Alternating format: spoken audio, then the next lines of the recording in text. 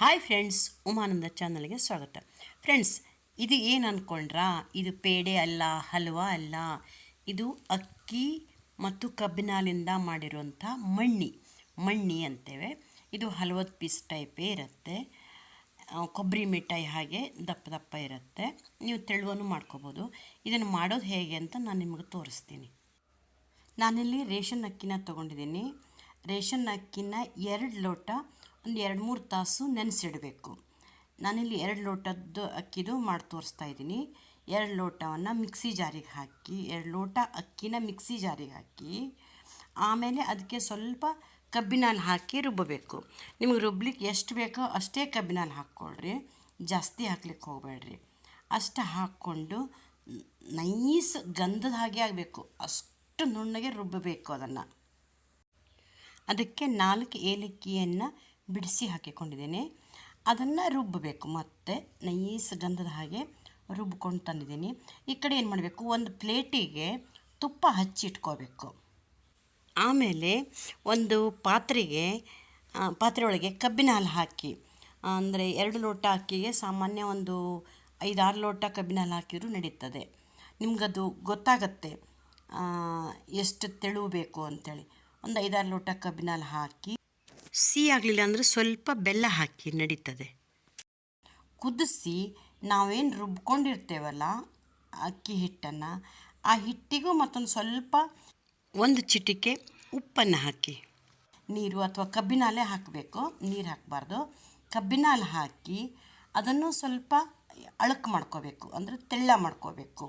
ತಿಳುವು ಮಾಡಿಕೊಂಡು ನಾವು ಒಲೆ ಮೇಲೆ ಏನು ಬಾಣಲೆ ಇಟ್ಟಿರ್ತೇವಲ್ಲ ಆ ಪಾತ್ರೆಗೆ ನೋಡಿರಿ, ನಾನೀಗ ರುಬ್ಕೊಂಡಿದ್ದನ್ನು ಹಾಕ್ತಾಯಿದ್ದೀನಿ. ಕೆಳಗೆ ಪಾತ್ರೆಯಲ್ಲಿ ಕಬ್ಬಿನ ಹಾಲಿದೆ, ರುಬ್ಕೊಂಡು ಹಿಟ್ಟನ್ನು ನೀರು ಮಾಡಿಕೊಂಡು ಅದಕ್ಕೆ ಹಾಕ್ತಾಯಿದ್ದೀನಿ. ಅದನ್ನು ಇದೇ ರೀತಿ ಕೈಯಾಡಿಸ್ತಾ ಗಟ್ಟಿ ಆಗಬೇಕು. ಅದು ನೋಡಿ, ಈ ಹದಕ್ಕೆ ಬರಬೇಕು. ಈ ಹದಕ್ಕೆ ಬಂದ ಮೇಲೆ ನಾವೇನು ಪ್ಲೇಟಿಗೆ ತುಪ್ಪ ಹಚ್ಚಿ ಇಟ್ಕೊಂಡಿರ್ತೇವಲ್ಲ ಅದಕ್ಕೆ ಹಾಕಿ ಸೌರಿ ಸ್ವಲ್ಪ ಆರಿದ ಮೇಲೆ ಪೀಸ್ ಮಾಡಿ ಇಡಬೇಕು. ನಾನೀಗ ಪ್ಲೇಟಿಗೆ ಹಾಕಿ ಸ್ವಲ್ಪ ಆರಿದ ಮೇಲೆ ಕಟ್ ಮಾಡಿ ಇಟ್ಟಿದ್ದೇನೆ. ಆಮೇಲೆ ಪೂರ್ತಿ ಆರಿ ಆದಮೇಲೆ ಅದನ್ನು ತೆಗಿಲಿಕ್ಕೆ ಬರ್ತದೆ. ಹಿಂಗೆ ನಾವು ಕೊಬ್ಬರಿ ಮಿಠಾಯಿ ಎಲ್ಲ ಎತ್ತದಂಗೆ ಎತ್ತಲಿಕ್ಕೆ ಬರ್ತದೆ. ನೋಡಿರಿ ಎಷ್ಟು ಚೆನ್ನಾಗಾಗಿದೆ. ನಾನು ಸ್ವಲ್ಪ ದಪ್ಪ ಕಟ್ ಮಾಡಿದೆ. ನೀವು ಬೇಕಾದರೆ 2 ಪ್ಲೇಟಿಗೆ ಹಾಕ್ಕೊಂಡು ತಿಳುವ ಕಟ್ ಮಾಡ್ಕೋಬೋದು, ಅದು ಚೆನ್ನಾಗಿ ಬರ್ತದೆ. ನಾನು ಒಂದೇ ಪ್ಲೇಟಿಗೆ ಹಾಕಿದ್ದಕ್ಕೆ ಸ್ವಲ್ಪ ದಪ್ಪಾಗಿದೆ. ಏನಾಗಲ್ಲ, ಚೆನ್ನಾಗೇ ಆಗ್ತದೆ. ನೀವು 2 ಪ್ಲೇಟಿಗೆ ಹಾಕಿ ತಿಳುವು ಮಾಡ್ಕೋಬೋದು. ಈ ಥರ ಪೀಸ್ ಮಾಡಿ ಅದಕ್ಕೆ ತುಪ್ಪ ಹಾಕ್ಕೊಂಡು ತಿನ್ನಬೇಕು. ಕಾಯಿ ಹಾಲು ಹಾಕ್ಕೋಬೋದು, ತುಪ್ಪ ಹಾಕ್ಕೋಬೋದು, ಮೊಸರು ಹಾಕ್ಕೋಬೋದು, ಹಾಲು ಹಾಕ್ಕೋಬೋದು, ನಿಮ್ಮ ಇಷ್ಟ. ಬೆಲ್ಲ ಬೇಡ, ಸಕ್ಕರೆ ಬೇಡ, ಹಾಗೆ ಉಂಡೆ ಮಾಡೋದನ್ನು ತೋರಿಸ್ತೀನಿ. ಇದು ಡ್ರೈ ಫ್ರೂಟ್ಸ್ ಉಂಡೆ. ಇದಕ್ಕೆ ನಾನು ಏನೇನು ಹಾಕಿದ್ದೇನೆ ಅಂತ ತೋರಿಸ್ತೀನಿ. ಇವೆಲ್ಲ ಸೀಡ್ಸ್ ಅಂಗಡಿ ಹೋಗಿ ಕೇಳಿದ್ರೆ ನಿಮ್ಗೆ ಸೀಡ್ಸ್ ಕೊಡ್ತಾರೆ.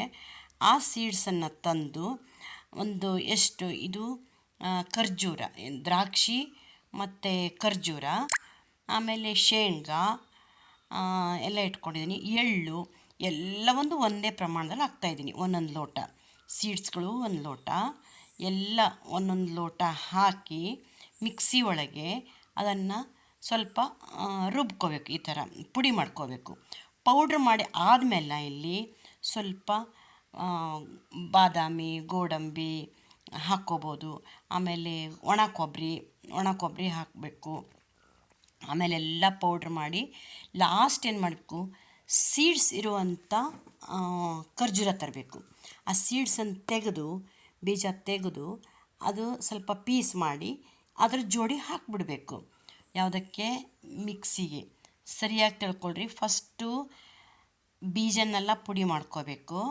ಆಮೇಲೆ ಅದು ಪುಡಿ ಆದಮೇಲೆ ಪೌಡ್ರ್ ನೋಡಿ, ಈ ಥರ ಪೌಡ್ರ್ ಆಗಿದೆ. ಪೌಡ್ರ್ ಆದಮೇಲೆ ಖರ್ಜೂರ ಹಾಕಿ ಮತ್ತು 1-2 ಸಲ ಮಿಕ್ಸಿಗೆ ಗುರಗಿಡಿಸ್ಬೇಕು. ಅವಾಗೇನಾಗುತ್ತದೆ, ಎಲ್ಲ ಮಿಕ್ಸ್ ಆಗುತ್ತೆ. ಮಿಕ್ಸ್ ಆದಮೇಲೆ ಈ ರೀತಿ ಕಟ್ಲಿಕ್ಕೆ ಬರುತ್ತೆ. ಈಗ ನೋಡಿರಿ, ಬೆಲ್ಲ ಇಲ್ಲ, ಸಕ್ಕರೆ ಇಲ್ಲ, ಏನಿಲ್ಲ. ಆರೋಗ್ಯಕ್ಕೆ ತುಂಬ ಒಳ್ಳೆಯದು. ಬಸರಿ ಹೆಂಗಸ್ರಿಗೆ ಕೊಡ್ಬೋದು, ಬಾಳಂತಿಯರಿಗೆ ಕೊಡ್ಬೋದು, ಆಮೇಲೆ ಹಿಮೋಗ್ಲೋಬಿನ್ ಕಡಿಮೆ ಇದ್ದವ್ರಿಗೆ ಕೊಡ್ಬೋದು. ಡಾಕ್ಟ್ರು ನನಗೆ ಹಿಮೋಗ್ಲೋಬಿನ್ ಕಡಿಮೆ ಇದೆ ಅಂತ ಹೇಳಿದರು. ಡ್ರೈ ಫ್ರೂಟ್ಸ್ ಉಂಡೆ ಮಾಡ್ಕೊಂಡು ತಿನ್ನಿರಿ ಅಂಥೇಳಿ ಹಾಗಾಗಿ ಮಾಡಿದ್ದೆ. ಇದು ಯಾರು ತಿನ್ಬೋದು, ಹಾಗಾಗಿ ಎಲ್ಲರಿಗೂ ವಯಸ್ಸಾದವರು ತಿನ್ಬೋದು, ಏನೂ ತ್ರಾಸಿಲ್ಲ, ಹಲ್ಲಿಲ್ದವರು ತಿನ್ಬೋದು. ಹಾಗಾಗಿ ಇದನ್ನು ಮಾಡಿಕೊಳ್ಳಿ, ಆರೋಗ್ಯಕ್ಕೆ ತುಂಬ ಒಳ್ಳೆಯದು. ಉಂಡೆ ಕಟ್ಟಿ ಆದಮೇಲೆ ನಾನೇನು ಮಾಡಿದೆ, ಸ್ವಲ್ಪ ಕೊಬ್ಬರಿ ತುರಿ ಇತ್ತಲ್ಲ, ಒಣ ಕೊಬ್ಬರಿ ತುರಿ, ಅದರಾಗೆ ಹೊರಳಿಸಿ ಇಟ್ಟಿದ್ದೇನೆ ಅಷ್ಟೇ. ನೀವು ಅದಕ್ಕೆ ಹಾಕ್ಕೋಬೋದು, ಆಮೇಲೆ ಹೊಳಿಸ್ಬೋದು, ಹೆಂಗೂ ಮಾಡ್ಬೋದು. ಒಟ್ಟು ಒಣ ಕೊಬ್ಬರಿ ಅದಕ್ಕೆ ಸೇರಿದ್ರಾಯ್ತು. ವೀಕ್ಷಕರೇ, ಇನ್ನೂ ಯಾರು ನನ್ನ ಚಾನಲ್ ಸಬ್ಸ್ಕ್ರೈಬ್ ಮಾಡ್ಕೊಂಡಿಲ್ಲ, ಸಬ್ಸ್ಕ್ರೈಬ್ ಮಾಡ್ಕೊಳ್ರಿ, ಶೇರ್ ಮಾಡಿರಿ, ಅಲ್ಲಂತ ಬೆಲ್ಲೈಕನ್ ಬರ್ಸ್ರಿ, ಕಮೆಂಟ್ ಮಾಡಿರಿ.